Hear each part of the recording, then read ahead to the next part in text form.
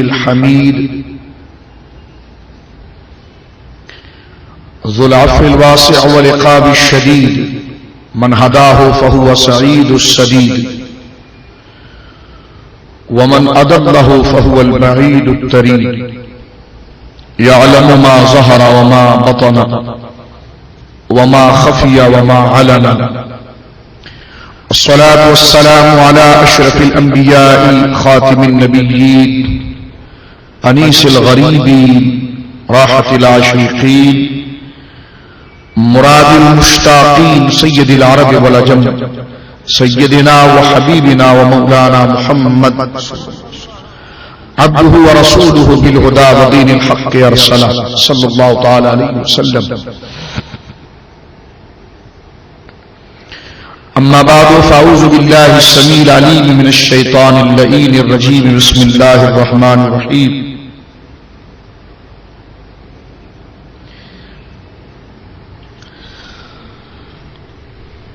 ربنا وابعث فيهم رسولا منهم يتلو عليهم آياتك. آمنت بالله صدق الله العظيم.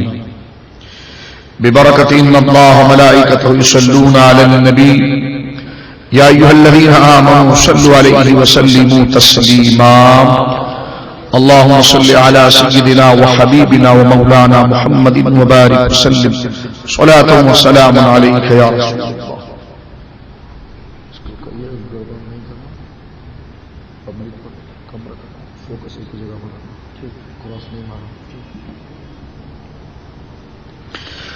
اللهم صل وسلم وبارك على النبي محمد وآل محمد سيد الرجال المفضل يا بحر الكمال ويا بحر الكمال ويا بحر الكمال يا محمد صلى الله عليه وسلم.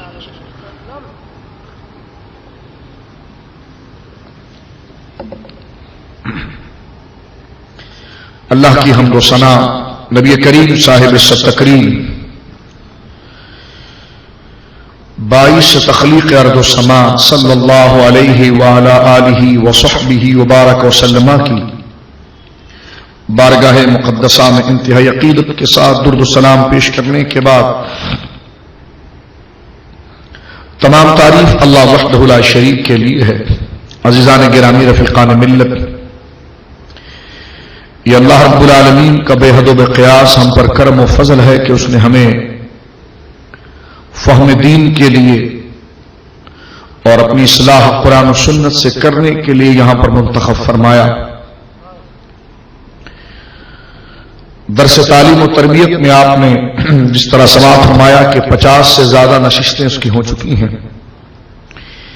جس میں مختلف فی کئی مسائل اور بالخصوص اصلاح اعمال کے حوالے سے اور انسان کی فکری اور روحانی تربیت کے حوالے سے اور فکری اور روحانیت کی جلا کے حوالے سے کئی مضامین پر ہم نے بالترتیب اکابر و اسلاف امت کے اقوال کے ذریعے یہاں پر درس کیا،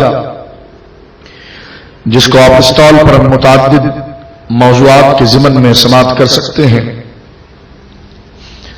عقائد کے حوالے سے بھی تقریباً چند مسائل ضمن یہاں پر ذکر کیے جا رہے ہیں،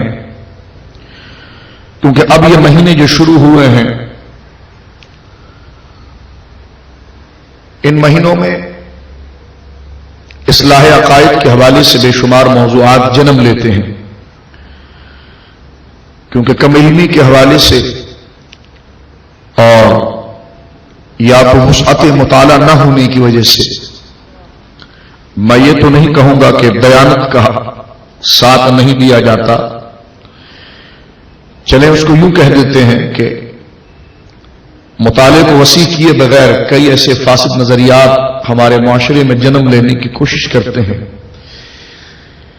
جس کے پھیلاؤ کے اندر ایک پورا منظم سیٹ اپ ہوتا ہے، پورا نظام ہوتا ہے. اور آج کل یہاں پر نشر و اشاعت کے حوالے سے، بات کے فروغ اور ترسیل کے حوالے سے جہاں جدت آ چکی ہے، موبائل فون ہے جس میں SMS کا سلسلہ ہے، پرنٹ میڈیا ہے، اس کے ذریعے پھر جہاں پر اچھی باتوں کا فروغ ہوتا ہے وہیں پر ان قسم کی باتیں بھی جنم لینا شروع کرتی ہیں. لیکن ظاہر سی بات ہے ہمارا یہ درس اور ہماری یہ نشست جو ہے یہ تنقید برائے تعمیر کے حوالے سے ہے، تنقید برائے تنقید کے لیے نہیں، اور نہ ہی تبرہ ہمارے مسلک و مذہب کے اندر جائز ہے. اب ربیع الاول شریف کا مہینہ ہے، اس کے بعد 11ویں شریف کا مہینہ ہے، پھر اس کے بعد جمادی الاولیٰ ہے، پھر جمادی الثانی ہے. تو یہ ترتیب کے اعتبار سے جتنے مضامین چلتے ہیں ان میں کئی شخصیات اسلام کی کئی مشہور شخصیات کے ساتھ ان مہینوں کو نسبت ہے، اور بالخصوص کئی شخصیات کی طرف منسوب کئی عبادات جس کو ہر ایک کے نزدیک مسلم ہو، اور ایسے اصول اور ایسے قوانین جس کو کبھی چیلنج نہ کیا گیا ہو، اور ایسی عبادات اور ایسے قوانین اور ایسے شرائط اور ایسے شرعی ضابطے جو بزرگوں سے منسوب ہے اور اس کو امت نے کبھی چیلنج نہیں کیا، اور وہ ہر ایک کے نزدیک متفق اور مسلم رہے ہیں. میں سمجھتا ہوں کہ اس دور کے اندر اس کو چیلنج کرنا ایک بہت بڑی فرقہ واریت ہے، اور امت کو کئی رنگوں، کئی نسلوں اور کئی شکلوں میں تبدیل کرنا ہے. جب آج تک امت جن قواعد کی، جن شرائط کی، جن قانون کی، جس ضابطے کی پابندی کرتی رہی ہے، اور وہ یقیناً ہمارے لیے ہمارے اکابر و اسلاف بن گئے، اولیاء و صالحین ہوئے ان قاعدوں کو اپنا کر، تو آج ہم اس سے روگردانی کیوں کر رہے ہیں؟ آج ہم دین کو آگے بڑھانے کے لیے جدید نظریات کیوں پیدا کر رہے ہیں؟ آج ہم دین کی تبلیغ یا فہم دین کو سمجھنے کے لیے ان قاعدے اور قواعد سے مدد حاصل کیوں نہیں کر رہے جو ہمارے اسلاف نے کیے تھے؟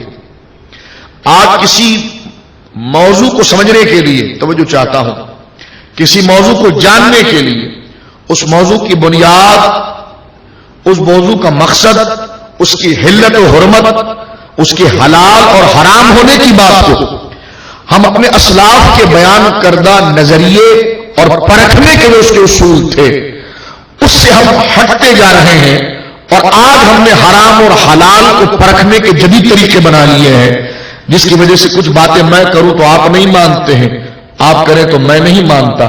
اس کی وجہ یہ ہوئی ہے کہ موضوع کی تفتیش اور تحقیق، توجہ چاہوں گا، کسی نظریے کی تفتیش، کسی رسم کی تفتیش اور تحقیق کے لیے آج تک امت نے جو قواعد بنائے ہیں، جو پیمانے بنائے ہیں، جو اصول بنائے ہیں، کاش اگر آج ہمارے اس دور میں کوئی جدید مسئلہ آ جاتا ہے، جو جدید صورت آ جاتی ہے، ہم اس کی تفتیش اور تحقیق کے لیے انہی مسائل اور انہی قوانین اور انہی قاعدے اور انہی پیمانوں سے مدد حاصل کریں جو آج تک امت 1400 سال سے کرتی رہی ہے.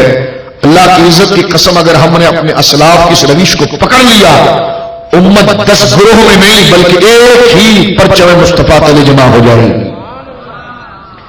میرے نزدیک اس سے بہترین اتفاق اور اتحاد کی کوئی رائے نہیں ہے، اور میں سمجھتا ہوں کہ کوئی عقلمند آدمی سے اختلاف بھی نہیں کر سکتا، اس لیے کہ آج تک امت کے اندر وحدت جن اصولوں کی بنا رہی ہے، آج تک امت کا شرازہ بندی جن اصول اور قوانین کے بنا پر رہی ہے، کیونکہ اسلام جو ہے وہ کسی منجمد مذہب کا نام نہیں ہے.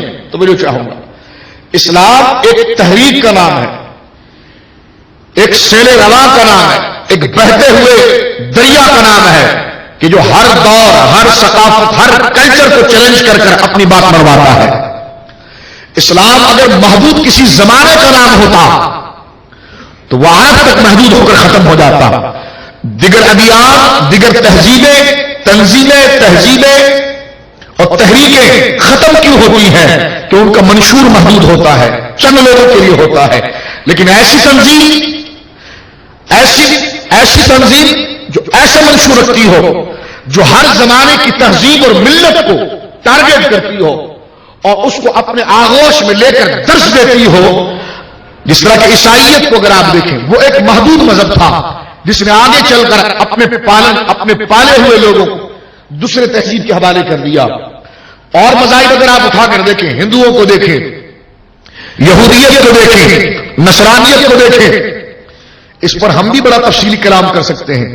لوگ کہتے ہیں میڈیا پر کچھ لوگ آتے ہیں وہ یہودیت پر جم کر بولتے ہیں. ہم نے کہا الحمدللہ ہم بھی اس پر بول سکتے ہیں، اس لیے کہ ہمارے اکابر نے اس پر بڑی خدمت کی ہے، اور ہمارے ہی اکابر نے الحمدللہ ہند کی سرزمین پر ہندوؤں کو ناک تلے چنے چبوائے ہیں. میرے آقا مولا صدر الفاضل نعیم الدین مراد آبادی رحمۃ اللہ علیہ کی کتابیں مارکیٹ میں موجود ہیں کہ جن کی پوری زندگی ہندوؤں سے مناظرے اور مباحثوں میں گزری ہے. لیکن ہم یہ کہتے ہیں کہ ہم کوہ کاف پر نہیں رہتے، ہم زمین پر رہتے ہیں. ہمارے سامنے جو تہذیب ہے، جس تہذیب کا چیلنج ہے، اس سے ہم مقابلہ کرتے ہیں.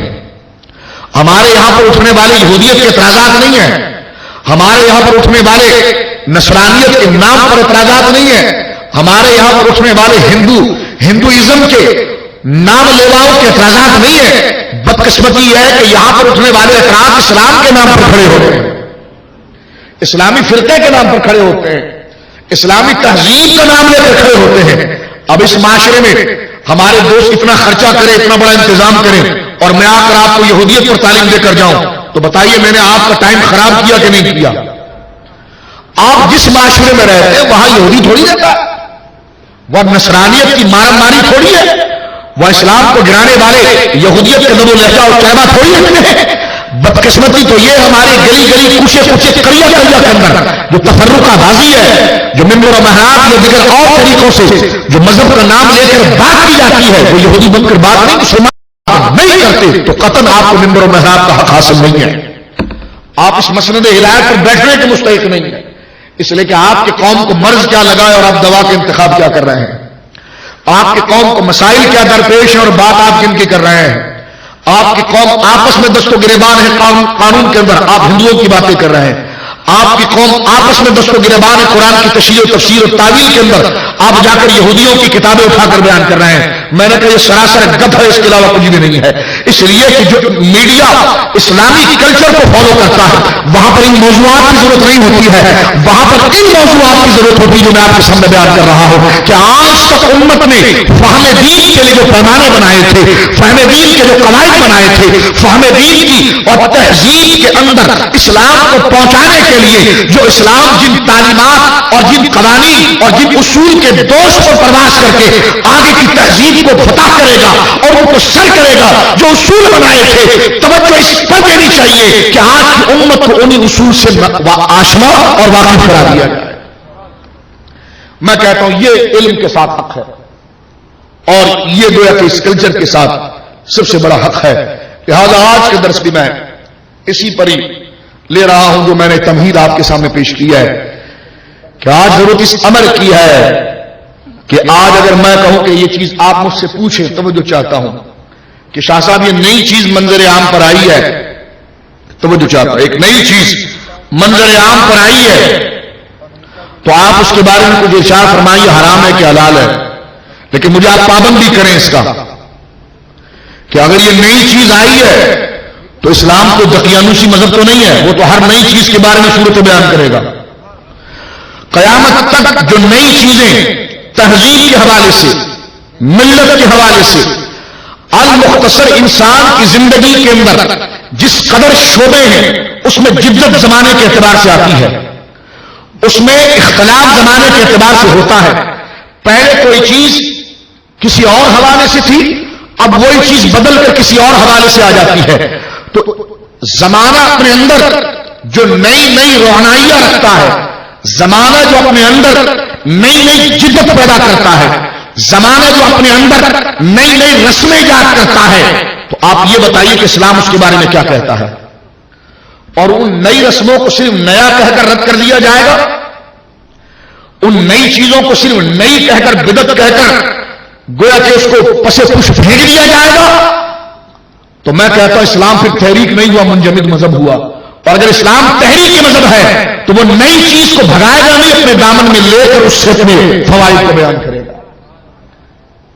تو بدعت کی کانسیپٹ میں جو الجھا کر ایک محدود اور تنگ نظر ذہن بنا دیا جاتا ہے، یہ نئی چیز ہے، بدعت ہو گئی. آپ سمجھ رہے میری بات؟ یہ نئی چیز ہے، بدعت ہو گئی، یہ نئی چیز آرام ہو گئی. اگر ہر چیز جو نئی ہے وہ مزاج اسلام کے خلاف ہی جا رہی ہے تو اسلام قیامت تک کا درس کیسے دے رہا ہے؟ اسلام قیامت تک کی تہذیبوں کو درس کیسے دے رہا ہے؟ اسلام قیامت تک کے کلچر کو کس طرح اپنے اصول دے رہا ہے؟ کوئی کہے گا اسلام کو اپنے اصول لے کر آیا ہے، ہمارے اصول کی کوئی قدر ہی نہیں اس کے سامنے کہ وہ رد کر رہا ہے، تو توجہ اس امر کی ہے کہ قیامت تک زمانے بدلیں گے، تہذیبیں بدلیں گی، کلچر بدلے گا، مزاج بدلے گا، احوال بدلیں گے، لوگوں کے رہن سہن بدلیں گے، لوگوں کے خورد و نوش کے تقاضے بدلیں گے، لوگوں کی خوشی اور غم کے پیمانے بدلیں گے۔ اب آپ اس کو اسی طرح اس کے لیے حلت اور جواز کے فتوے بیان کریں گے جو رسول اللہ نے ہماگیریت اور عالمگیریت کے تصور میں بیان فرمایا۔ صحرا باندھ دیا تو جی خوشی میں بدعت ہو گیا، جھنڈے لگا لیے تو بدعت ہو گیا، چراغا کر لیا تو بدعت ہو گیا، کسی کے آگے ہاتھ باندھا تو بدعت ہو گیا، بزرگوں کی یاد منا لی تو بدعت ہو گیا۔ تو میں یہ کہتا ہوں کہ یہ تو ہماری تہذیب کے حصے ہیں، ہماری تہذیب کے قابل توجہ نقطہ عرض کر رہا ہوں یہاں پر میں، کیونکہ یہ درس ہمارا مختصر ہوتا ہے، لمبا چوڑا نہیں ہوتا۔ اس کو اگر میلاد النبی کی طرف ہمیں منسوخ کیا ہے تو ہم یہاں پر اصول اور مقصد پہ بات کریں گے۔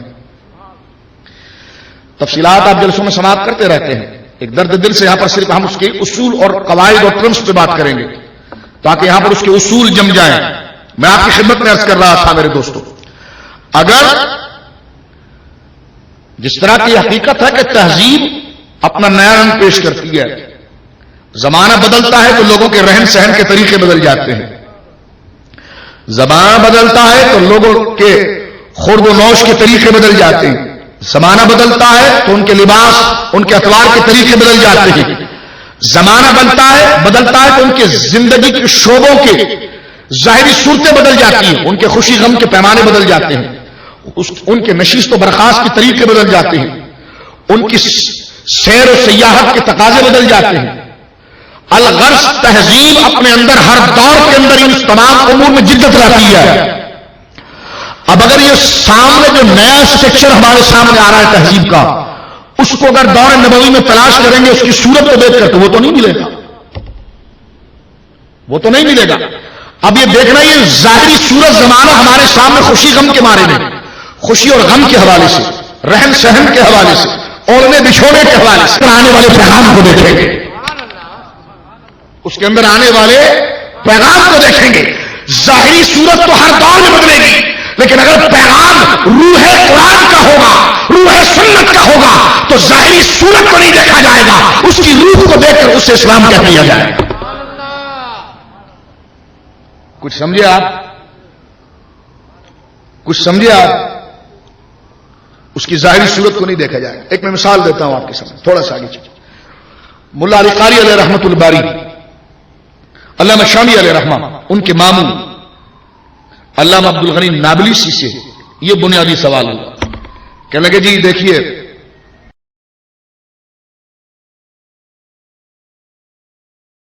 ماموں علامہ عبد الغنی نابلسی سے یہ بنیادی سوال ہوا، کہنے لگے جی دیکھیے توجہ چاہوں گا، حضور کے دور میں یہ مسجد کے مینارے تو نہ تھے، آپ 10ویں صدی ہجری کے ہیں، یعنی سید عالم صلی اللہ علیہ وسلم تو 1000 سال بعد کے ہیں۔ میں نے پہلے کا تقاضے بدلیں گے، پہلے صحابہ خچروں پر بیٹھ کر مجلس تک آتے تھے، آج ہم کاروں میں بیٹھ کر آتے ہیں۔ پہلے صحابہ مٹی میں بیٹھ کر درس سنتے تھے، آج قالین نہ ہو تو ہم نشستوں پر نہیں بیٹھتے۔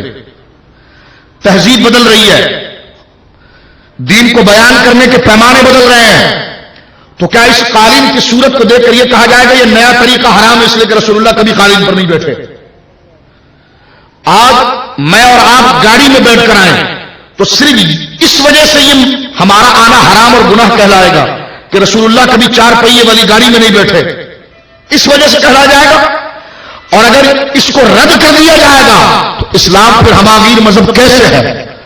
اگر کوئی گاڑی میں آ رہا ہے، کوئی قالین پر بیٹھ رہا ہے، کوئی کھڑے ہو کر کھا رہا ہے، کوئی بیٹھ کر کھا رہا ہے، کوئی ہاتھ سے کھا رہا ہے، کوئی چمچ سے کھا رہا ہے، کوئی خوشی کے طریقے کئی طریقے سے منا رہا ہے، کوئی غم کے طریقے کئی صحیح سے منا رہا ہے، یہ تو تہذیب ہے۔ زمانے اور کلچر کی کو آپ قید تو نہیں کر سکتے، لوگوں کا مزاج بدلتا رہے گا۔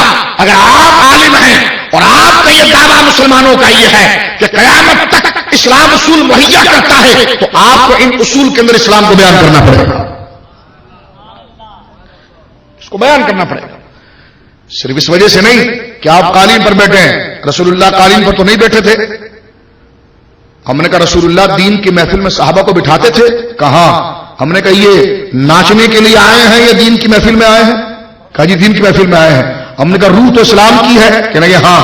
ہم نے کہا ظاہری صورت میں فرق ہے؟ کہا۔ ہم نے کہا وہ تہذیب نے کرایا؟ کہا۔ ہم نے کہا قالین پر بیٹھنا شریعت نے حرام کہا ہے؟ کہ نہیں۔ ہم نے کہا جو ظاہری صورت ہے وہ شریعت کے خلاف بھی نہیں ہے، اور جو آئے ہیں وہ مقصد دین لے کر آئے ہیں، جو صحابہ لے کر آتے تھے، جو رسول اللہ لے کر آتے تھے۔ تو اسٹائل نیا ہے، انداز نیا ہے، بات تو پرانی ہے تو بات پرانی ہے وہ سنت ہے، انداز نیا ہے تو بات انداز نئے کے ضمن میں جا رہی ہے۔ لہذا جس طرح بات پرانی ہے تو اندازہ بھی پرانا نہیں ہوا، تو لہذا جس طرح بات پرانی ہونے کی وجہ سے سنت کہلائی ہے تو انداز نیا ہونے کے اعتبار سے وہ بھی سنت کہلائے گا۔ کیونکہ یا تو آپ اس کو جائز کہیں گے یا حرام کہیں گے، جائز کہیں گے یا حرام کہیں گے۔ ایک اور میں لطیفہ پیش کروں، کہا جاتا ہے نہیں قالین پر بیٹھنے ہم نے کب منع کیا، قالین پر بیٹھا جائے، لیکن میں نے کہا یہ صورت جو ظاہری ہے یہ تو نہیں ہے، نئی چیز کو کہتے ہیں بدعت۔ تو جو ذہن میں رکھیے گا، میں آہستہ آہستہ گروپ کرتے آپ کو لے جا رہا ہوں۔ نئی چیز کو کہتے ہیں بدعت، نئی چیز کو کہتے ہیں بدعت۔ میں نے کہا یہ جو قالین ہے یہ تو نیا ہے اور اس کی صورت نہیں بن رہی ہے تو یہ بدعت سوریہ ہوا۔ ایسا نیا کام جس کی صورت اسلام میں نہیں مل رہی پچھلے دور میں، ایسا نیا کام جس کی صورت رسول اللہ کے دور میں نہیں ہے، ایسے نئے کام آپ کر رہے ہیں جس کی بظاہر صورت جو ہے، بظاہر لفظ پر غور کیجئے گا، بظاہر صورت جو ہے اس کی یہ رسول اللہ کے دور میں نہیں ہے، لیکن جو مقصد لے کر آ رہے ہیں وہ رسول اللہ کے دور میں تھا۔ جو مقصد آپ لے کر آ رہے ہیں وہ رسول اللہ کے دور میں تھا، تو شریعت نے مکمل اجازت دی ہے کہ اگر صورت نہیں ہو اور مقصد پرانا ہو تو مقصد پرانا ہونے کی وجہ سے صورت بھی اسلام ہے، مقصد بھی اسلام ہے۔ میں اس طرف ابھی صرف آپ کو میں مقدمہ ذکر کر رہا ہوں، اس پر بھی میں حوالے پڑھوں گا آپ کے سامنے۔ کہنے کہ جی صورت نہیں رکھنا منع نہیں ہے، میں نے کہا بالکل اسی پر اتفاق کر لیجیے کہ اگر بات پرانی بیان ہو رہی ہے اور اس کے لیے سٹائل نیا ہے، اور بشرطے کہ اس سٹائل کو قرآن و سنت نے منع بھی نہیں کیا کیونکہ پھر وہ بدعت سیاہ ہو جائے گا، منع بھی نہیں کیا۔ قالین پر بیٹھنے پر کوئی منع نہیں، جبکہ آپ کی نیت کسی مسلمان کو گھٹیا جاننے کی نہ ہو، تکبر کی نہ ہو، کوئی منع نہیں ہے۔ آپ آئیں بیٹھیں، ہمارے دور میں ہماری تہذیب میں ادب کا یہی تقاضا ہے، تعظیم کا یہی طریقہ ہے، متین لوگوں کی نشست کا یہی انداز ہے، لہذا اس کو آپ نے ملحوظ کیا ہے، اور صرف اصل مقصد تھا علم دین حاصل کرنا، اس کے فروغ کے لیے یہ ظاہری طریقے کو صرف آپ نے استعمال کیا ہے، یہ ظاہری طریقے کو آپ نے صرف استعمال کیا ہے، اصل چیز اس دین کو لینا تھا۔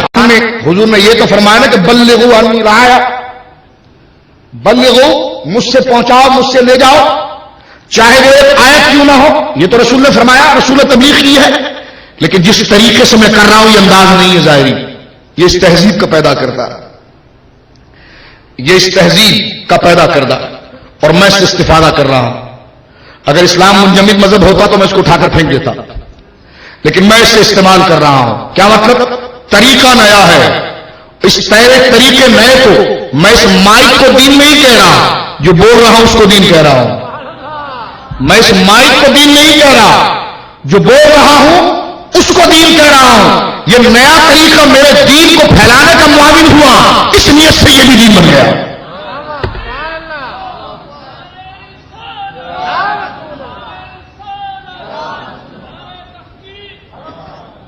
اب ایک آواز آتی ہے کہ نئے طریقے نکالنا منع نہیں ہے جو مزاج اسلام کے خلاف ہو۔ یوسف لدھیانوی صاحب نے اختلاف امت اور صراط مستقیم میں اس کو لکھا ہے۔ وہ کہتے ہیں ہم نے کب منع کیا ہے کہ نیا طریقہ نہ نکالا جائے؟ نیا طریقہ تہذیب جو لیتی ہے اور جو مزاج اسلام کے خلاف ہے، مجھ سے کہہ رہے ہیں وہ کہ میں آپ کی پوری تقریر سے متفق ہوں، کیسا ہونا چاہیے؟ تو میں نے کہا پھر بدعت کے فتوے کیوں لگتے ہیں؟ کہ آپ اس نئے طریقے کو دین بنا لیتے ہیں، اس نئے طریقے کو سمجھا دین بنا لیتے ہیں۔ ہم نے کہا اس نئے طریقے کو ہم نے دین نہیں بنایا، اس کو ہم نے استعمال کیا ہے، وہ دین کو پھیلانے کے لیے معاون بنا ہے، دین وہ ہے جو اس کے ذریعے جا رہا ہے، اور جس کے ذریعے دین جائے تو دین اتنا بخیل نہیں ہے، دین جس کے ذریعے جاتا ہے اس کو بھی دین بنا دیتا ہے۔ تو صورتاً تو نیا ہے، اصل میں دین جا رہا ہے، تو اصلاً دین تو وہ ہے جو قرآن سنت جا رہا ہے، جلوس کا اسٹائل نیا ہے، لیکن حب رسول دین ہے وہ جا رہا ہے۔ تو جس سے رسول کا دین جائے، رسول کی عظمت جائے، تو جس طرح مائک کے ذریعے دین کو آگے بڑھانا جائز ہے، اس طرح چراغے کے ذریعے رسول کی محبت کو آگے بڑھانا جائز ہے۔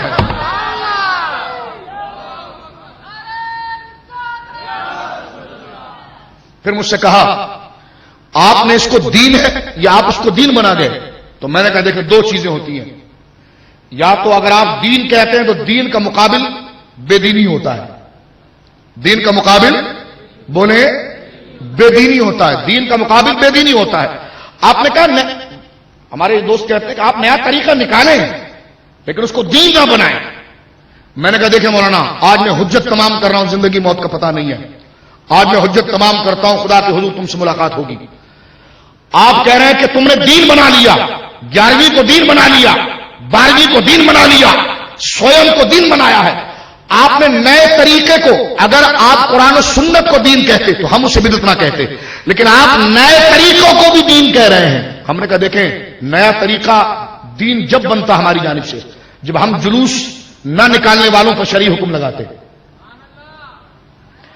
تیجے میں نہ بیٹھنے والوں پر شرعی حکم لگاتے کہ جو تیجا نہیں کرے گا وہ کافر ہو گیا، یہ کہتے جو تیجا نہیں کرے گا وہ گناہ گار ہو گیا۔ یہ دین بنانا ہے، کیونکہ جس پر حکم لگتا ہے وہی دین ہوتا ہے۔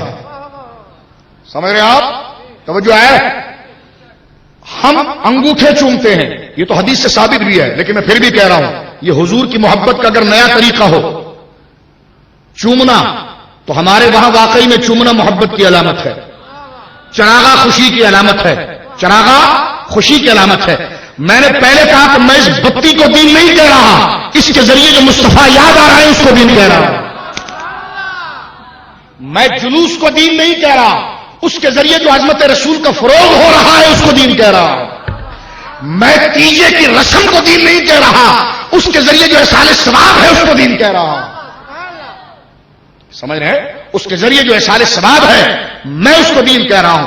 اور کسی چیز کو دین کہنا جب متحقق ہوتا ہے، آج بدعت کی ساری جڑیں اکھاڑ کر پھینک دیں، جو معاشرے کے اندر غلط باتیں پھیلائی جاتی ہے، یہ بنیاد میں چاہتا تو تفسیر کسی اور طرف لے جاتا، لیکن میں نے کہا آج اصول پر ہی گفتگو کروں میں آپ کے سامنے۔ پھر آئیے دین کسی چیز کو کب بنایا جائے؟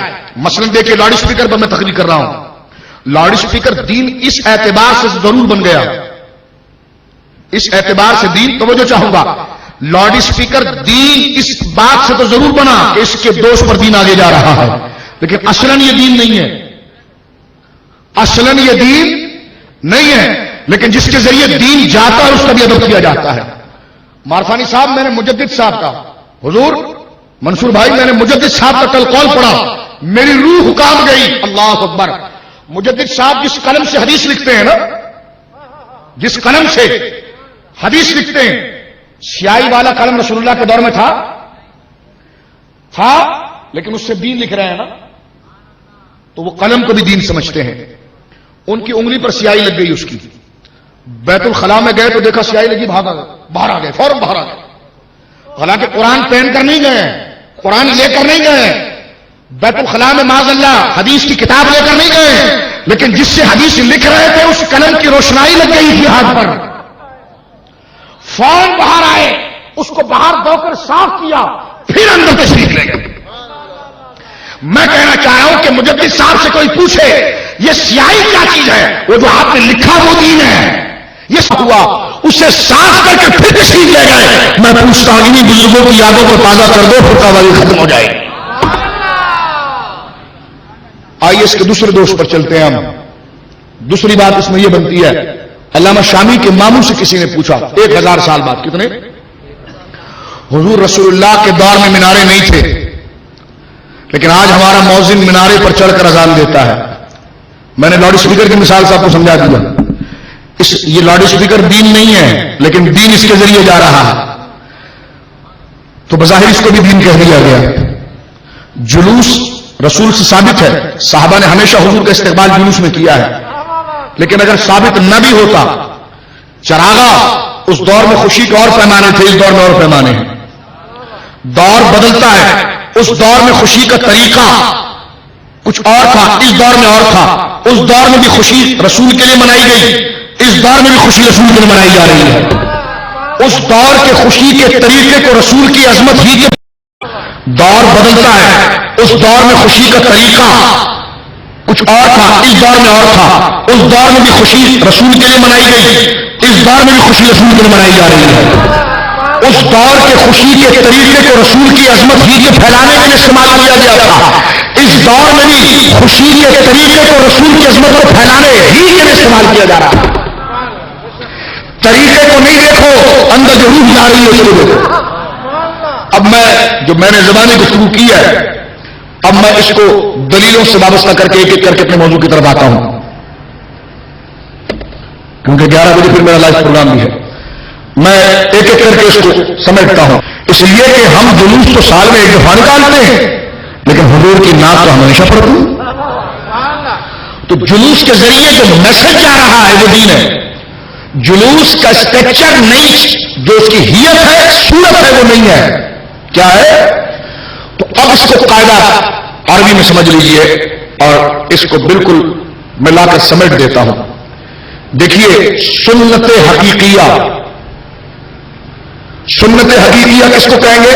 جو اصل دین ہے. اور بدعت حقیقیہ وہ ہے جو دین کے خلاف ہے. یہ جمع نہیں ہو سکتے. یہ نہیں ہو سکتا کہ ناچو اور اس کو کہو یہ دین ہے، یہ نہیں ہو سکتا، کیونکہ ناچنا حدیث سے منع ہے. ناچنا حدیث سے، خوب تم بھنگڑے ڈالو اور کہو یہ دین ہے، تو یہ نہیں ہو سکتا. اس لیے کہ دین سنت حقیقیہ ہے اور یہ طریقہ بدعت حقیقیہ ہے. بدعت حقیقیہ اس کو کہتے ہیں جس کی مذمت حدیث میں آئی ہے.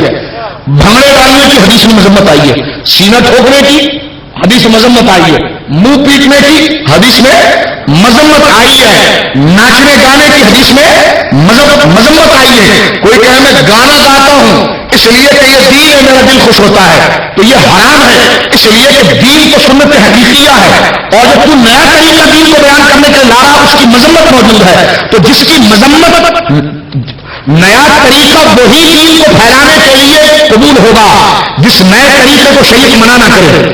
اور جس نئے طریقے کو شریعت منع کرے اس کو کہتے ہیں بدعت حقیقیہ، اور جس کو منع نہ کرے اس کو کہتے ہیں بدعت سوریہ. صورت نیا ہے، صورت نیا ہے، باقی کوئی خرابی نہیں ہے. لیکن جو صورت نیا ہو اور مزاج مصطفیٰ کے خلاف بھی ہو تو وہ حقیقی بدعت ہے. تو لہذا سنت حقیقیہ اور بدعت حقیقیہ یہ جمع نہیں ہو سکتی. یہ جمع کہ تم بھنگڑے ڈال کر کہو ہم حضور کی محبت منا رہے ہیں، تو یہ نہیں ہو سکتا، کیونکہ حضور کی محبت دین ہے. اور یہ بھنگڑا جو ڈال کر اس کو بھی حضور نے منع کیا ہے. تو دین حرام اور حلال جمع نہیں ہو سکتے. تو سنت حقیقیہ اور بدعت حقیقیہ اس کا اجتماع نہیں ہو سکتا، لیکن سنت حقیقیہ اور بدعت سوریہ اس کا اجتماع ہو سکتا ہے. یہی بات مولانا شیخ علی تھانوی صاحب نے اپنی کتاب بوادر النوادر میں لکھ کر بات ختم کر دیا ہے. اور میں اپنے اس ایوان سے، اس ذمہ دار ایوان سے میں تمام لوگوں کو مخاطب کر کے کہنا چاہتا ہوں کہ جو آج مجھے سن رہے ہیں یا جب بھی مجھے سنیں گے، میں آپ کو اللہ کی عزت کا واسطہ دیتا ہوں کہ خدا کی قسم جو قاعدہ میں نے بیان کیا ہے، لا الہ الا اللہ، وہ ہے جو 14 سال سے امت بنا رہی تھی. تھانوی صاحب اپنی زندگی کی آخری کتاب مولانا شیخ علی تھانوی صاحب نے، کیونکہ ہمارے ان دوستوں کے سب سے بڑے بزرگ یہی ہیں، مولانا شیخ علی تھانوی صاحب، نوجوان پڑھے لکھے دوست بیٹھے ہیں، میں ان کو دعوت فکر دے رہا ہوں، غور کریں. مولانا شیخ علی تھانوی صاحب اپنی زندگی کی سب سے آخری کتاب بوادر النوادر، وہ ایک ہی ایڈیشن چھپتا ہے، کبھی ادارہ اسلامیات سے چھپتا ہے بوادر النوادر، اس کا صفحہ نمبر ہے 778. خود حاشیہ دے کر مجھے تھانوی صاحب سے کسی نے سوال کیا تھا، کیونکہ تھانوی صاحب خود بھی مرید کرتے تھے، تو مجھے چاہتا ہوں میں جغرافی نقشہ بتا دوں تاکہ مسئلہ آپ سمجھ جائیں. تھانوی صاحب خود بھی مرید بناتے تھے، تو کسی شاگرد نے ان سے پوچھا یہ مرید بنانا، یہ ذکر دینا، یہ حلقہ لگانا، یہ حضور کے دور میں تو نہیں تھا، اور صوفیہ اور مشائخ کے اشغال اور وظائف و اذکار کی نظیر رسول کے دور میں تو نہیں تھی. آپ دیتے کیا دلیل؟ اب بات جب گھر کی آئی تو قاعدہ کھل گیا، اور قاعدہ کھل کر کہنے لگے کہ ہاں، اور ایک سوال اور مجھ سے کیا گیا کہ رسول اللہ نے زبان سے کبھی نیت نہیں کی تھی، اور آپ اپنے شاگردوں اور اپنے نمازیوں کو کہتے زبان سے نیت کیا کرو. صحابہ نے زبان سے کبھی نیت نہیں کی تھی، لیکن آپ اپنے شاگردوں کو کہا کرتے ہیں کہ زبان سے نیت کیا کرو. تابعین نے بھی زبان سے کبھی نماز کی نیت نہیں کی تھی، لیکن آپ کی کتابیں ہم نے پڑھی ہے جس میں آپ نماز کی نیتیں خود لکھتے ہیں کہ اس طرح نیت کیا کرو. تو یہ چیزیں تو رسول کے دور میں نہیں تھی. تو پہلے سمجھایا کہ دیکھو رسول کے دور میں لوگوں کا یقین بڑا مضبوط تھا، اس لیے زبان سے کہنے کی ان کو ضرورت نہ تھی. میں نے کہا میں یہ بھی کہتا ہوں کہ رسول کے دور میں یقین مضبوط تھا، اس لیے جلوس نکالنے کی ضرورت نہ تھی. رسول کے دور میں حضور کی محبت اور لوگوں کا دل مضبوط تھا، اس لیے چراغے کی ضرورت نہ تھی. رسول کے دور میں لوگوں کا یقین مضبوط تھا، اس لیے اذان سے پہلے صلاۃ السلام کی ضرورت نہ تھی. جیسا جیسے ہمارے دل سے گنبد خضرا کا خیال پھیکا ہونے لگا، دانا لیڈر سمجھ گیا کہ قوم اگر رسول سے ہٹی تو ضائع ہو جائے گی، ایسی چیزیں نکالو کہ ان کے دلوں میں رسول کی محبت کی حرارت زندہ رہے. تو کبھی چراغے کے ذریعے، کبھی صلاۃ السلام کے ذریعے، کبھی ذکر و اذکار کے ذریعے اس کو گرما کے رکھا گیا ہے.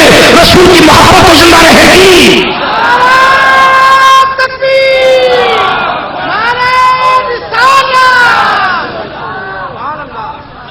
سمجھے آپ؟ تو تھانوی صاحب خود کہتے ہیں کہ اس دور میں لوگوں کا دل مضبوط تھا. زبان سے نیت یاد کرتے ہیں، نیت کرتا ہوں میں 2 رکعت نماز فجر، پیچھے سے امام صاحب کے منہ میرا کعبہ شریفی کی طرف اللہ اکبر. ناجائز نہیں ہے، یہ ناجائز نہیں ہے. ہمارے علماء نے مستحب لکھا ہے. اگر مستحب ہے تو رسول نے تو نہیں کیا تھا، اگر مستحب ہے تو صحابہ نے تو نہیں کیا تھا، تابعین نے نہیں کیا تھا. اس کا جواب یہ دیا ہے کہ اس دور میں لوگوں کا دل بڑا مضبوط تھا اللہ سے، اس لیے کہ ان کو پتا ہوتا تھا کہ میں نماز پڑھنے جا رہا ہوں. ہمارے دور میں لوگوں کے دلوں سے ایمان کی قدریں اور دین کی محبت کم ہونے لگی، اس لیے ان کو یاد دلانے کے لیے زبان سے بھی کہو تاکہ تمہیں ہوش رہے کہ تم کہاں آئے ہو. تو کہا مانا کہ زبان سے طریقہ رسول اللہ ثابت نہیں، طریقہ نیا ہے. خود کہتے ہیں بدعت سوریہ ہے، لیکن جا تو سنت حقیقیہ رہی ہے. خود صفحہ نمبر 778 پر بوادر النوادر کے اندر تھانوی صاحب نے فیصلہ کیا میں 1001% ان کے ساتھ ہوں. آپ بھی آپ اٹھا کرتے ہیں، میں کہتا ہوں 1001% میں ان کے ساتھ ہوں. مفتی نعیم کو میں اس ایوان سے چیلنج کرنا چاہتا ہوں. کل جو پریس کانفرنس کر کے پوری اہل سنت کو جو الزام لگایا ہے، میں کہتا ہوں تمہارے اکابر کے لیے تم نے مدرسے کھولے ہو، کاش تم اپنے مولویوں کی کتابیں پڑھتے تو ہمارے خلاف پریس کانفرنس نہیں لگاتے. اسد تھانوی صاحب نے کل میلاد اور جلوس پر بہت تبرہ کیا، لیکن میں نے کہا کیا رہ جاتا ہے جو تھانوی صاحب لکھ گئے تھے، کم سے کم پڑھے تو صحیح. میں باؤ تو فکر دے رہا ہوں، میں باؤ تو فکر دے رہا ہوں. صفحہ نمبر 778 پر خود واضح طور پر لکھ گئے ہیں. اور یہ ساری باتیں جو میں نے کی تفرقے کے لیے نہیں کیا ہے، یہ کانسیپٹ کو کلیئر کرنے کے لیے کیا ہے. پریس کانفرنس ہوئی ہے اور میں نے اس کے جواب کے لیے جو ایک عالم کا انداز ہوتا ہے اس میں رہتے ہوئے بات کی ہے، جو تہذیب کا انداز ہوتا ہے اس میں رہتے ہوئے بات کی ہے، جو وکیل لوگوں کا بحث و مباحثے کا انداز ہوتا ہے اس میں رہ کر کی ہے. اختلاف انسان کے ساتھ لازم منظور ہے، جو اختلاف کو سنبھالنے اور اس سے اسلام کی غرض کے لیے جو اچھے تقاضے ہیں اس کے دائرے میں رہ کر میں نے گفتگو کی ہے کہ کاش اگر تھانوی صاحب کو پڑھ لیتے تو میں چراغے پر فتوا لگاتے، میں جلوس پر فتوا لگاتا. میں دعوت فکر دے رہا ہوں. جو کتاب تھی میں نے نام بگاڑ کر نہیں کہا، وہی کہا. جو تھانوی صاحب کا نام تھا میں نے وہی لیا، جو آپ کا نام تھا میں نے وہی لیا، جو آپ کی پریس کانفرنس تھی وہی لیا، جو پرانے طریقے کے لوگوں کا طریقہ ہے آپ فکر دینے کا وہی لوگوں نے استعمال کیا ہے. اب اگر کوئی کہے شاہ صاحب آپ خلاف بول رہے ہیں تو میں کہتا ہوں خدا کو تو جواب دے گا پھر، کیونکہ جو چیز واضح کرنے کا طریقہ ہے اختلاف 2 ڈاکٹروں میں ہو جاتا ہے، 2 بھائیوں میں ہو جاتا ہے، تہذیب کے متین لوگوں کے اندر ہو جاتا ہے، لیکن اختلاف کا معنی گالی دینا نہیں ہوتا ہے، اس غلطی کو اجاگر کرنا ہوتا ہے. یہ غلطی کی آپ نے اس کی اصلاح کر لے تو میں اس غلطی کی نشاندہی کر رہا ہوں، میں اس غلطی کی نشاندہی کر رہا ہوں. تھانوی صاحب کہتے ہیں، مواشد تھانوی صاحب لکھتے ہیں بوادر النوادر میں کہ پیارے تو مجھ سے یہ پوچھتا ہے کہ زبان سے نیت کرنا کیسا ہے، تو کہا دیکھ طریقہ تو نیا ہے، یعنی بدعت سوریہ، کیونکہ نئے کو بدعت کہتے ہیں، سوریہ سورت کو کہتے ہیں، یعنی نئی سورت تو ہے. وہ کہتے ہیں سنت حقیقیہ اور بدعت حقیقیہ یہ جمع نہیں ہو سکتی. ہم نے کہا بالکل ٹھیک ہے، اس کی مثال کیا ہے؟ کوئی ناچ رہا ہو بال کھول کر، بڑے بڑے بال کندھوں سے نیچے کیے ہوئے ہیں، سرکار نے کندھے سے بال نیچے کرنے کو منع فرمایا ہے، ناچنا منع فرمایا ہے. اب اگر کوئی ناچ کر کہے میں میلاد منا رہا ہوں تو یہ ناجائز ہے، اس لیے کہ میلاد تو دین ہے اور یہ تیرا انداز حرام ہے. حرام حلال جمع نہیں ہو سکتا، دین اور بے دینی جمع نہیں ہو سکتی. اسی کو وہ لکھتے ہیں کہ سنت حقیقیہ، اسی مفہوم کو پیش کرتے ہیں اس لفظ میں کہ سنت حقیقیہ جو دین ہے اور بدعت حقیقیہ جو حرام کام ہے، یہ دونوں جمع نہیں ہو سکتے. میں نے کہا میں آپ کے ساتھ ہوں. پھر وہ کہتے ہیں کہ زبان سے نیت کرنا، زبان ہلا کے چند لفظ بولنا، اللہ کے رسول نے منع تو نہیں کیا تھا، صحابہ نے منع تو نہیں کیا تھا، لیکن اچھا ہے دل کی ترجمانی ہو رہی ہے، اچھا ہے وعدے اہل وفا کی تجدید ہو رہی ہے، اچھا ہے کہ بندے کا شعور دوبارہ اپنے وعدے کو دوہرا رہا ہے، تو کہتے ہیں طریقہ تو نیا ہے لیکن بات تو پرانی جا رہی ہے. تو اس کو اس جملے میں لیتے ہیں بدعت شوریہ، یعنی نئی صورت والا کام ہے لیکن اندر سنت حقیقیہ ہے. تو کہتے ہیں ہاں بدعت شوریہ اور سنت حقیقیہ جمع ہو سکتی ہے. میں نے تو یہ قاعدہ آپ میلاد پر کیوں نہیں لاتے؟ یہ قاعدہ چراغے پر کیوں نہیں لاتے؟ یہ قاعدہ بزرگوں کے عرس پر کیوں نہیں لاتے؟ یہ قاعدہ آپ میلاد کی محفلوں پر کیوں نہیں لاتے؟ اللہ کی عزت کی قسم دعوت کا فکر کرتا ہوں کہ اگر اس سے تمہاری زبان کی نیت ظاہر ہو سکتی ہے تو اس سے چراغا جھنڈا جلوس سب ظاہر ہو سکتا ہے. اور اگر کوئی انکار کرے تو میں اس دوست کو کہوں گا کہ مجھے اس کے جواب میں دلیل لیا ہے. اس کے جواب میں اچھا تھوڑا سا آگے چلوں اس کو اور کھولنے کے لیے، پھر لا کے اس کو ختم کرتا ہوں چند منٹوں کے اندر.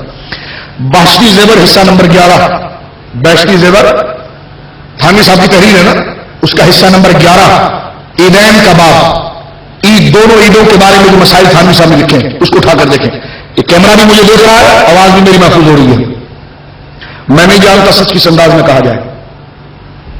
اب بھی اگر یہ کہے کہ مسلک کی تعصب ہے، اب بھی اگر کوئی تانا ہمیں دے کہ مسلک کی تعصب ہے، تو میں کہوں گا تیرا کام تو نے کیا، مجھے جس کو دکھانا تھا میں نے دکھا دیا. مجھے جس کو راضی کرنا تھا وہ یقیناً مجھ سے راضی ہو گیا. اس لیے کہ اللہ کی عزت کی قسم یہ قرآن کی آیتیں ہیں. میں نفس کے لیے نہیں بول رہا ہوں، دین کے لیے بول رہا ہوں. میں فساد کے لیے نہیں بول رہا ہوں، اصلاح کے لیے بول رہا ہوں. کہ آج ہمارا نوجوان دین سے ہی متنفر ہو رہا ہے، بھاگ رہا ہے، یہ کہہ رہا ہے، یہ کہہ رہا ہے. میں اس کا حل بتا رہا ہوں، میں ایک نظیر بتا رہا ہوں اور اپنے نوجوان دوستوں سے کہتا ہوں تحقیق کر کے دیکھ لیجیے، تحقیق کر کے دیکھ لیجیے. پچھلے لوگ یہی کہا کرتے تھے جو تھانوی صاحب کو خود کہنا پڑا.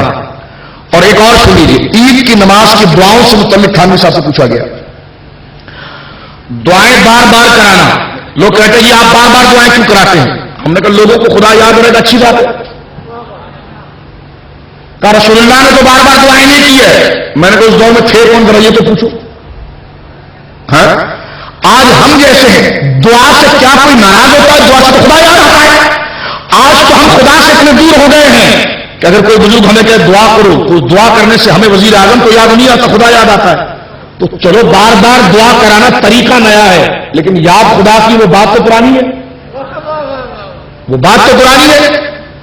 یعنی طریقہ بھی تو تشریعہ نیا ہے لیکن سنت حقیقی اذکر اللہ، اللہ کو ہمیشہ یاد رکھو، وہ بات تو پرانی آ رہی ہے. تو لہذا بات پرانی ہے، طریقہ نیا ہے. تو اس سنت نے اس کو بھی سنت بنا دیا ہے. آپ کہیں گے جب نیا طریقہ بھی سنت ہو سکتا ہے تو اس کے دلیل آپ سن لیجیے. فتاوی دارالعلوم دیوبند جلد نمبر 2، عزیز الرحمان صاحب جو مفتی دارالعلوم دیوبند سب سے پہلے ہیں. ٹھیک ہے، میں نے پہلے کہا تنقید نہیں ہے، تحقیق کی بات کر رہا ہوں. کیوں کتابیں لکھی گئی ہے تو بیان کرنے کے لیے لکھی گئی ہے نا. فتاوی جب شائع ہو گئے تو اس کا نام لینے میں کون سا گناہ ہے؟ اس میں نام لینے میں کون سی فرقہ واریت ہے؟ تو فتاوی دارالعلوم دیوبند جلد نمبر 2، مفتی عزیز الرحمان صاحب جو مفتی شفیع صاحب سے پہلے مفتی تھے دارالعلوم دیوبند کے، ان سے اور تھانوی صاحب دونوں سے پوچھا گیا عید کی نماز کے بعد رسول اللہ نے دعا کی ہے، صحابہ نے کی ہے، تابعین نے کی ہے. تھانوی صاحب صاف لکھتے ہیں عید کی نماز کے بعد جو امام صاحب دعا کرتے ہیں یہ رسول اللہ نے کبھی نہیں کی. اور کون سی ایسی مسجد ہے مجھے بتایا جہاں دعا نہیں ہوتی؟ جہاں دعا اگر نہیں کی ہوتی تو ہم تو قاعدہ تھانوی صاحب کو بیان کر رہے ہیں. ٹھیک ہے، انہوں نے اجازت دی ہے اور یہ بہت صحیح بات ہے کہ عید کی نماز کے بعد دعا رسول اللہ سے ثابت نہیں ہے، تابعین سے ثابت نہیں ہے، رسول اللہ سے صحابہ سے ثابت نہیں ہے، تینوں جماعتوں سے ثابت نہیں ہے. لیکن تھانوی صاحب کہتے ہیں کہ ہر نماز کے بعد دعا کا حکم تو دیا گیا نا کہ اللہ یاد آئے، تو لہذا عید کے بعد کرنا جائز نہیں بلکہ سنت رہے گا، مسنون ہوگا، یہ لکھا ہے، کیا ہوگا؟ مسنون ہوگا۔ اسی کو میں بیٹھ پیچھے لے جاتا ہوں۔ علامہ شامی کے ماموں سے سوال عرض کر رہا تھا، ان سے کسی نے پوچھا رسول اللہ کے دور میں مینارے تو نہیں تھے، جس طرح آج ہمارے وہاں مینارے بھی ہے، لاؤڈ اسپیکر بھی ہے، مینارے بھی ہے اور لاؤڈ اسپیکر بھی ہے۔ ان سے پوچھا جا رہا علامہ شامی کے ماموں سے، وہ آج سے ہمارے سے تقریباً 450 سال پہلے کے حضور ہیں اور رسول اللہ سے تقریباً 1000 سال بعد کے ہیں، حضور کے غلاموں میں سے علامہ شامی جن کا فتاوی شامی ہے، ان کے ماموں ہیں۔ ان سے کسی نے پوچھا، حضرت نبیہ کا میرے فتویٰ موجود ہے کہ یہ مینارے پر کھڑے ہو کر جو مؤذن اذان دیتا ہے کیا رسول اللہ سے ثابت ہے؟ دوسرا سوال کیا، ہمارے مدرسوں میں 7 پیریڈ لگتے ہیں، پہلا پیریڈ حدیث کا ہوتا ہے، دوسرا تفسیر کا ہوتا ہے، تیسرا فقہ کا ہوتا ہے، چوتھا گرامر کا ہوتا ہے، فلاں فلاں پیریڈ ہوتے ہیں، تو ہمارے مدرسوں کے اندر جو یہ پیریڈ لگتے ہیں تو کیا رسول اللہ اصحاب صفا کو پڑھاتے وقت 40-40 منٹ کے پیریڈ بھی لگاتے تھے؟ ایک سوال۔ تیسرا سوال ان سے یہ کیا گیا کہ حضور اس کے ساتھ ساتھ ہمیں یہ بھی بتائیے کہ مینارے پر اذان کرو، اور پھر ہمارے دور میں کئی فرقے نکل آئے ہیں جو اسلام کے مخالف ہے، ہمارے استاد ان کے خلاف ہمیں دلائل لکھواتے ہیں، تو کیا رسول اللہ نے صحابہ اکرام کو یہودیوں کے خلاف دلائل لکھوائے تھے، مناظرے کی تیاریاں کروائی تھی، جبکہ ہمارے فن مناظرے کی کتابیں ہمارے مدرسوں میں ہوتی ہے؟ سبحان اللہ۔ علامہ عبدالغنی نابلسی کہتے ہیں کتنے سوال کرو گے اصول سمجھ لو، کیا کہتے ہیں؟ اصول سمجھ لو۔ کہتے پیارے تھے مینارہ تو رسول اللہ کے زمانے میں تو نہیں تھا، کہ نہیں، کہ یہ تو تھا نا کہ اذان کو پھیلاؤ، یہ تو حضور نے فرمایا کہ اذان کو پھیلاؤ، کہ حضور یہ تو تھا، تو کہا مینارہ اس اذان کو پھیلانے میں رکاوٹ ہے یا معاون ہے؟ کہنے کہ حضور معاون ہے، کہ ٹھیک ہے۔ اچھا یہ بتاؤ مجھے کہ جو مدرسے میں اتنے پیریڈ لگتے ہیں کہاں لگتے ہیں؟ تو کہا تم پڑھاتے ہو یہ حضور کے دور میں قرآن و سنت تو تھا؟ کہنے کہ ہاں۔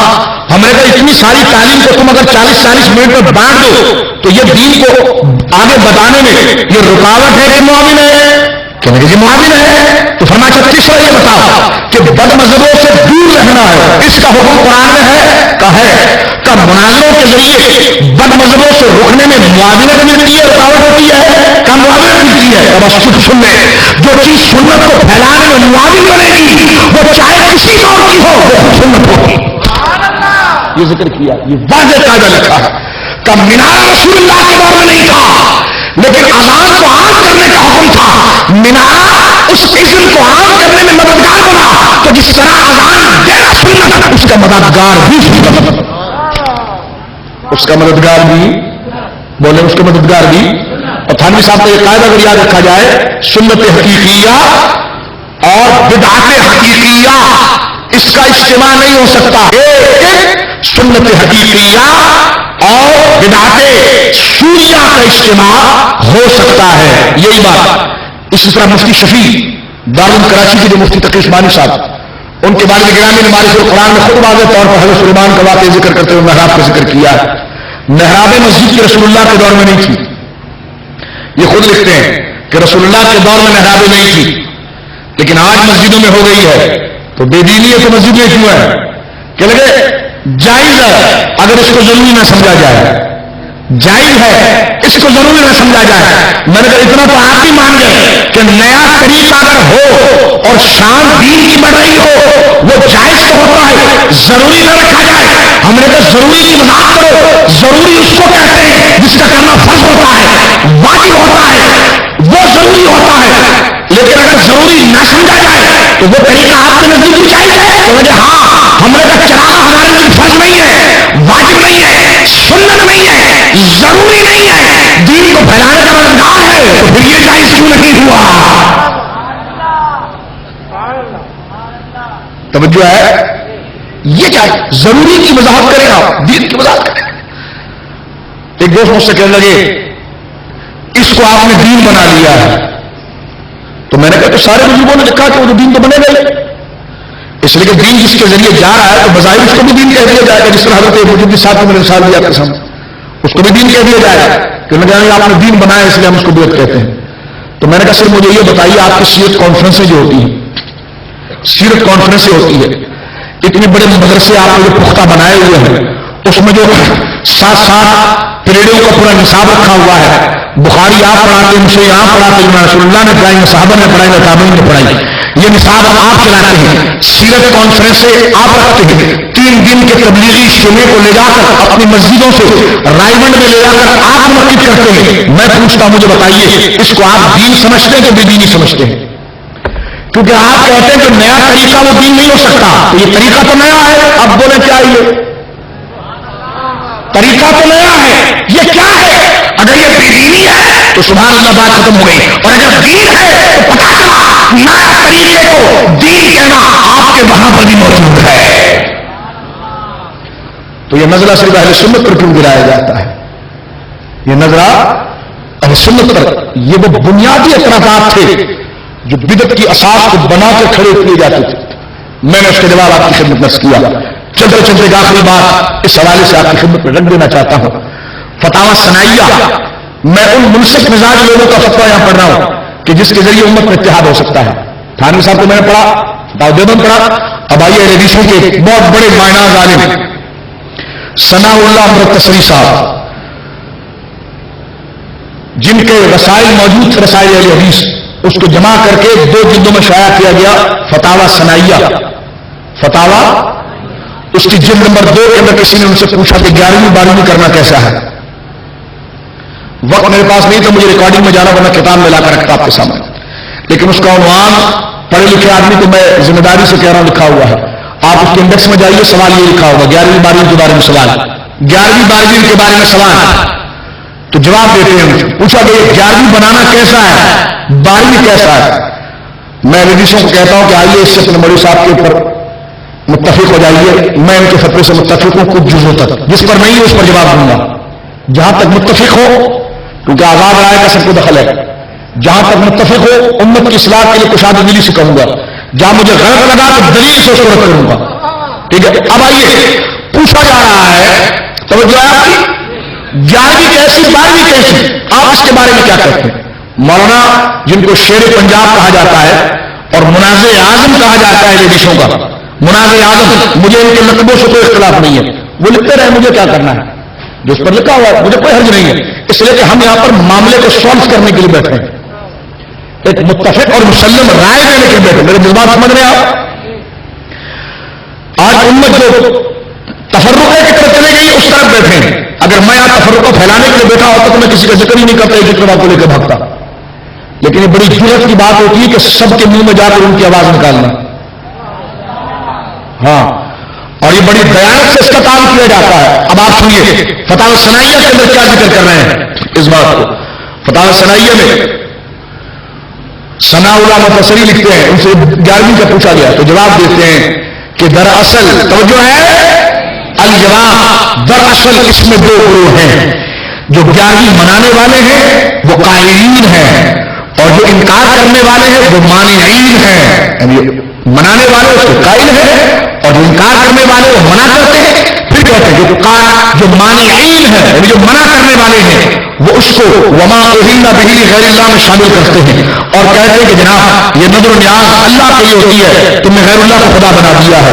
اور قائلین جو ہے وہ کہتے ہیں ہم نے بزرگوں کو خدا نہیں بنایا، ان کو ثواب پہنچانے کے لیے بنایا ہے. پھر دونوں کا نظریہ ذکر کر کے کہتے ہیں اگر بات صرف اتنی ہو کہ ثواب بزرگوں کو پہنچے، یہ لکھا ہے، بات اتنی ہو کہ ثواب بزرگوں کو پہنچے، کھانا نہ پہنچے، کھانا ہم کھائیں، تو کہتے اتفاق ہو سکتا ہے.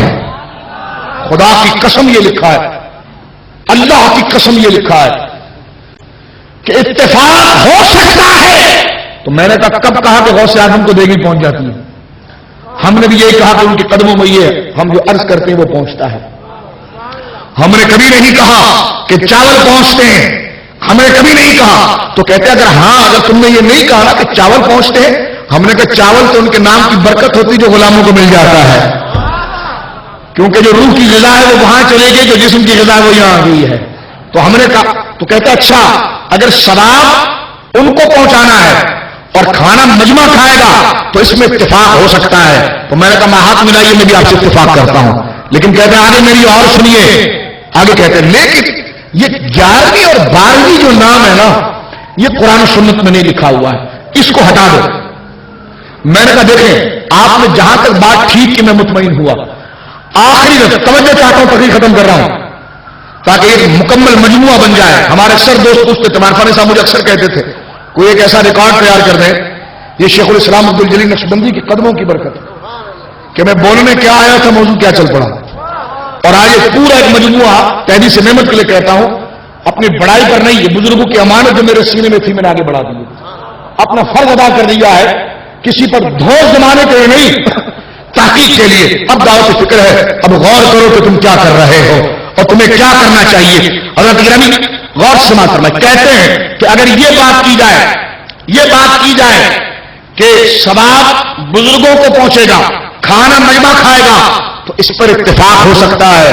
ہم نے کہا ٹھیک ہے کر لو اتفاق. کہ نہیں، 11ویں کا نام بدل دو، 12ویں کا نام بدل دو، اس لیے کہ 11ویں 12ویں کا نام جو ہے وہ کسی قرآن و سنت میں نہیں آیا.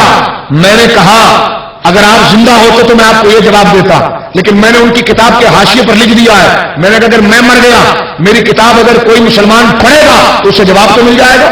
میں نے اس کے اوپر پورا حاشیہ لکھا ہے، اور حاشیہ لکھتے وقت یہ میں نے لکھا، میں نے کہا آپ کہتے ہیں کہ بات تو جائز ہے لیکن نام جو قرآن و سنت سے 11ویں کا ثابت نہیں ہے. میں پوچھتا ہوں مجھے بتائیے، آپ کے فتاوے کا نام فتاوی ثنائیہ ہے، یہ قرآن و سنت میں کہیں آیا ہے؟ آپ کی تنظیم کا نام اہل حدیث ہے، کہیں قرآن و سنت میں آیا ہے؟ آپ اپنے آپ کو سلفی کہتے ہیں، کہیں قرآن و سنت میں آیا ہے؟ تو میں نے کہا آپ یہی جواب دیں گے یہ ہمارا تعارف ہے. تو میں نے کہا 11ویں بھی غوث اعظم کا تعارف ہے.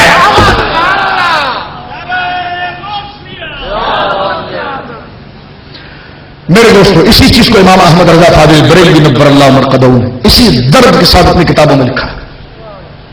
آپ امام احمد رضا کی جس کتاب کو اٹھا کر دیکھیں، وہ امت کو دعوت و فکر دیکھنے کے لیے، اور خاص طور پر تمہید ایمان جو مارکیٹ میں ملتی ہے، اس کو آپ لے کر پڑھیں.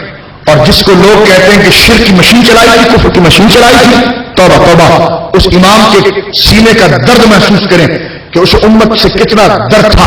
تمہید ایمان آپ اٹھا کر پڑھ کر دیکھیں. حضرت گرامی، لہذا آج کا موضوع جو اس حوالے سے بن رہا تھا، میں اس پر آخری ایک بات پیش کر دینا چاہتا ہوں، وہ یہ ہے کہ حدیث رسول ہے، من احدث فی امرنا ھذا ما لیس منہ فہو رد. حضور نے فرمایا میرے دین میں کوئی نیا طریقہ نکالا جائے وہ بدعت ہے، لیکن یہ بھی عام نہیں ہے، وہ بدعت ہے جو مزاج مصطفیٰ کے خلاف ہو. اسی طرح حضور نے فرمایا کل بدعۃ ضلالہ وکل ضلالۃ فی النار. کل بدعۃ ضلالہ، اور پھر شاہ فرماتے ہیں کل ضلالۃ فی النار. کل بدعۃ ضلالہ، ہر نیا کام گمراہی ہے، ہر نئی چیز گمراہی ہے. اگر ہر نئی چیز گمراہی ہو جائے گی تو اسلام قیامت تک کیسے چلے گا؟ اس کے تحت تمام محدثین نے لکھا ہے کہ خص منہ بدعۃ الحسنہ. اس سے، اور اگر آپ مشکات اٹھا کر دیکھیں تو اس کے نیچے لکھا الاخص منہ بدعۃ الحسنہ، کہ اس حدیث سے اس نئے طریقے کو خاص کر لیا گیا ہے جو حضور کے مزاج کے خلاف نہیں ہے اور اس کے ذریعے دین آگے بڑھ سکتا ہے. تو یہ جو حدیث ہے کل بدعۃ ضلالہ، ہر نیا کام حرام ہے جو پڑھا جاتا ہے، یہ عام مفہوم نہیں ہے، یہ خاص ہے. یہ عام مفہوم یہ خاص ہے. اس لیے کہ وہ لوگ اس سیرت کے جلسے کو جائز کہتے ہیں تو وہ بھی تو نیا طریقہ ہے، وہ حرام کیوں نہیں ہوا؟ وہ لوگ بھی مدرسوں میں سندیں تقسیم کرتے ہیں، وہ بھی تو نیا کام ہے، وہ حرام شریع سے کیوں نہیں ہوا؟ اور وہ لوگ بھی 3 دن کے اجتماع کرتے ہیں جو حضور کے دور میں نہیں تھا، وہ کل بدعۃ ضلالہ کے اندر کیوں نہیں آیا؟ کل بدعۃ ضلالہ جو حضور ارشاد فرما رہے ہیں یہ عام نہیں، خاص ہے اس بدعت کے لیے جس طرح کے ناچ گانا کر کے دین کی کوئی بات کی جائے. تو وہ نیا طریقہ دین میں نکالنا حرام ہے، لیکن ایک نیا طریقہ آ چکا ہے، اس کو معاون بنا کر دین آگے بڑھانا وہ ہمیشہ جائز رہا ہے. تو لہٰذا میں چونکہ تقریر مکمل کر دوں بدعت کے اوپر، تو کل بدعۃ ضلالۃ. ہمارے تمام علماء، علامہ ابن حجر العسقلانی، علامہ امام نبوی علیہ رحمت صحیح مسلم کے اندر شرح مسلم میں لکھتے ہیں، علامہ علی قاری مرقات کے اندر لکھتے ہیں، میرے آقا محقق اطلاع شاہ محمد محدث دہلوی علیہ رحمت جو ہے وہ اس کو اپنی کتاب اشرف اللمعات کے اندر لکھتے ہیں. اور اسی طرح کل بدعۃ ضلالۃ کو ملا علی قاری مرقات کے اندر لکھتے ہیں کہ یہ خاص مفہوم ہے، عام نہیں ہے. یہ خاص مفہوم ہے، عام نہیں ہے. لہذا میرے پاس وقت نہیں تھا مجھے دیکھنے والے اور مجھے سننے والے ورنہ میں اس حدیث پر آ کے بھی کلام کرتا، لیکن میں نے اصولی بات اہل علم کے پیش کر دی ہے کہ یہ خصہ منہ الماء، جس کو اس طرح کے اندر اصول میں کہا جاتا ہے کہ عام حکم سے مضمون کو خاص کر دیا جائے، تو بات تو حضور نے عام کی ہے لیکن اس سے خبر کام مراد ہے جو مزاج مصطفیٰ کے خلاف ہے. ایک بات اور جو یہ حدیث ہے بخاری کی، من احدث فی امرنا هذا ما ليس منه فهو رد، جو بخاری سے پیش کی جاتی ہے کہ ہر وہ نیا کام جو ایجاد کیا جائے میرے دین کے اندر وہ حرام ہے، وہ بھی وہی ہے جو مزاج مصطفیٰ کے خلاف ہو. اس لیے کہ قاسم نانوتوی صاحب سے خود پوچھا گیا کہ حضرت صاحب یہ مدرسے کے جو گھنٹے لگتے ہیں، پریڈ بنتے ہیں، یہ من احدث فی امرنا کے اندر نہیں آتے؟ کہتے ہیں نہیں. پوچھا گیا کیوں؟ کہا اس لیے کہ حضور نے فی الدین کو حرام کیا ہے، یہ فی الدین نہیں ہے، یہ للدین ہے. خود انہوں نے لکھا کہ یہ فی الدین نہیں ہے، یہ للدین ہے. فی الدین اور للدین کا کیا معنی ہوا؟ فی الدین کہتے دین میں پیدا کرنا، للدین کہتے دین کو بڑا کرنے کے لیے پیدا کرنا. ہم بھی کہتے ہیں چراغا جلوس اذان سے پہلے صلاۃ السلام وغیرہ، یہ فی الدین نہیں ہے، یہ للدین ہے، یہ دین کو آگے بڑھانے میں واقع ہے. غوث اعظم بمنے بے سر و سامہ مدد قبلہ دی مدد کعبہ ایمہ مدد. میں نے بڑے درد دل کے ساتھ بدعت کے اس کانسیپٹ کو کلیئر کرنے کی کوشش کیا اور بات گھنٹوں کی کرو برسوں کی کرو، لیکن اگر آپ مضبوط حوالے لے آؤ تو بات 5 منٹ میں بھی ہو سکتی ہے. تو میں نے کوشش کی ہے، جن دستاویزات کو میں نے پیش کیا ہے اور جن کتابوں کو میں نے پیش کیا ہے بڑی ضمانت کے ساتھ پیش کیا ہے، اپنے مسلک کا ایک ادنا خادم ہونے کے حوالے سے، علماء کی جوتیاں اٹھانے کے حوالے سے، مشائخ کے قدموں میں اپنی عزتیں نچھاور کرنے کے حوالے سے، میں آپ کے در کا اور آپ کے آستانے کا خادم ہونے کے حوالے سے اپنے بزرگوں کے قول کی ترجمانی کی ہے، اپنے مشائخ کے آستانوں کی ترجمانی کی ہے. بس میرا جذبہ صرف یہ تھا کہ جن کے لیے کہا ہے بس وہ قبول کر لیں. اللہ رب العالمین اس ملت کو میں اتحاد عطا فرمائے، اللہ رب العالمین اس ملت میں وحدت پیدا فرمائے، اللہ رب العالمین اس امت میں اتفاق عطا فرمائے، اللہ رب العالمین اسے ایک ہی پرچم تلے جمع فرمائے. مجھے تو وہ دور یاد آتا ہے جب قرآن کو جمع کیا جا رہا تھا. حضرت ابوبکر نے کہا کہ میں وہ کام کیسے کروں، کیف افعل شیئا عمر ما فعل رسول اللہ ما یفعل رسول اللہ، میں وہ کام کیسے کروں جس کو رسول نے نہیں کیا تھا. حضرت عمر کہتے ہیں رسول نے کیا نہیں تھا لیکن واللہ خیر کام کو اچھا ہے، کام کو اچھا ہے. میں نے کہا کاش حضرت عمر کا مشورہ حضرت ابوبکر نے لیا اور فرما ابوبکر، حضرت ابوبکر نے کہا عمر میں نے تم سے یہ کہا کہ رسول اللہ نے قرآن کو جلدوں میں جمع نہیں کیا اور تم کہتے ہو، تو جو چاہتا ہوں یہاں پر ایک بنیادی اعتراض آ رہا ہے اس کو بھی کھول دوں جو شاید کوئی ادھر سے آ کر آپ کو پریشان کرنے کی کوشش کرے کہ ابو بکر نے کہا رضی اللہ عنہ عمر میں نے تم سے کہا کہ رسول اللہ نے قرآن کو جمع نہیں کیا، میں وہ کام کیسے کروں جو رسول نے نہیں کیا. تو انہیں صرف ایک ہی جواب دیا کہ رسول نے نہیں کیا لیکن کام تو اچھا ہے. تو حضرت ابو بکر کہتے تیرے اس جواب سے میرا سینہ کھل گیا، میرا سینہ کھل گیا، لہذا اس کو جائز کہا گیا. مجھے پڑھے لکھے آدمی نے کہا کہ دیکھیں اجتہاد بھی نیا طریقہ ہے لیکن ہم اس کو بدعت نہیں کہتے. میں نے کہا وہ کیوں؟ کہ اس لیے کہ اس کی ضرورت ہوتی ہے. آپ کی یہ ساری چیزیں بدعت اس لیے کہ اس کی ضرورت نہیں ہے. میں نے کہا ضرورت ہے. بولے کیا؟ میں نے کہا آپ منع کرتے ہیں.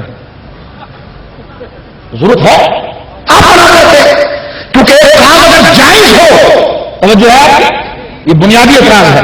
کہتے ہیں اشتہاد بھی تو بدعت ہے نا، کیونکہ لاؤڈ اسپیکر پر نماز ہوتی کہ نہیں ہوتی، ہوائی جہاز میں نماز ہوتی کہ نہیں ہوتی، ریل گاڑی میں نماز ہوتی کہ نہیں ہوتی، اس پر اشتہاد بھی تو بدعت ہوگا نا. لیکن کہتے ہیں ضرورت کے حوالے سے کیا جا سکتا ہے. تمہیں صلاۃ السلام کی کیا ضرورت تھی؟ ہم نے کہا یہ امت رسول کے خلاف باتیں کر رہی ہے، اس کو صلاۃ السلام پڑھوا کر رسول کا عاشق بنا دے، یہ ضرورت نہیں ہے.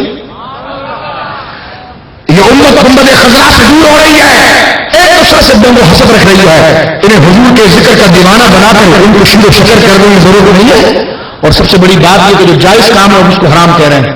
تو جب کسی نیک کام کو حرام کہا جائے تو پھر امت کے ذمہ دار لوگوں کا یہ کام ہوتا ہے کہ پھر اس کو منوائیں، اس لیے کہ جو جائز ہوتا ہے اس کو حرام جو کہے اگر تم نے حلال نہ کہا تو اس کی جھوٹی بات ثابت ہو جائے گی، اس کی جھوٹی بات ثابت ہو جائے گی. تو یہ بھی اجتہاد ہے کس چیز میں؟ حضور کی محبت کے فروغ میں. یہ بھی ایک کوشش ہے کس میں؟ رسول کی محبت کے فروغ میں. لہذا اگر اس کو اجتہاد کہتے ہو تو پھر بھی ہمارے خلاف نہیں ہے، اس لیے کہ یہ ساری اجتہاد کوشش کو کہتے ہیں. ہم بھی کہتے ہیں یہ عرس، یہ ساری چیزیں ایک کوشش ہے اللہ کے پیاروں کی محبت دل میں بٹھانے کے لیے. بس اقبال کے اسی شعر پر میں اپنی تقریر کو ختم کرتا ہوں. کاش اگر ہم اس کو مشعل راہ بنا دیں تو بات ساری پوری ہو جائے گی. کئی موقع نہیں ملتا، جلسوں میں ایسا موضوع نہیں ہوتا کہ اس قسم کی گفتگو کی جائے، اور نہ ہی وہاں پر مجمع اتنا ذوق اور اہل علم کا ہوتا ہے کہ بات کی جائے. آج اللہ رب العالمین نے یہ موقع دیا، محل بھی تھا، موضوع بھی تھا، وقت بھی تھا، تو میں نے یہ چند باتیں آپ کی خدمت میں عرض کی ہے. اقبال کے شعر پر میں اپنی اس تمام بحث کو جو مسئلہ بدعت کی تلخیص خلاصے کے طور پر میں نے عرض کیا ہے، اسی کو کھولیں گے تو 10 گھنٹے کی تقریر بن سکتی ہے، لیکن میں نے خلاصے کے طور پر آپ کے سامنے جو جزیات تھے اور جو اس کے کلیات تھے، تو کلیات جو تھے اس کے جتنے اجزاء تھے اس پر میں نے احاطہ کرنے کے لیے اس کے مغز اور اس کے اثر اصول پر بحث کرنے کی کوشش کی ہے. لہٰذا آئیے مل کر اقبال کے شعر پر اپنی اس بحث کو ختم کرتے ہیں کہ کاش اس فرمانے پر ہم عمل کر لیں تو ساری بات ختم ہو جائے کہ کی محمد سے وفا، کی محمد سے وفا تو نے تو ہم تیرے ہیں، یہ جہاں چیز ہے کیا لوہ قلم تیرے ہیں. اللہ آپ کا آنا قبول فرمائے، اللہ آپ کو آپ کے بچوں کو سلامت رکھے، اللہ آپ کو اور آپ کے بچوں کی خوشیاں اللہ آپ کو دکھائے. واخر دعوانا الحمد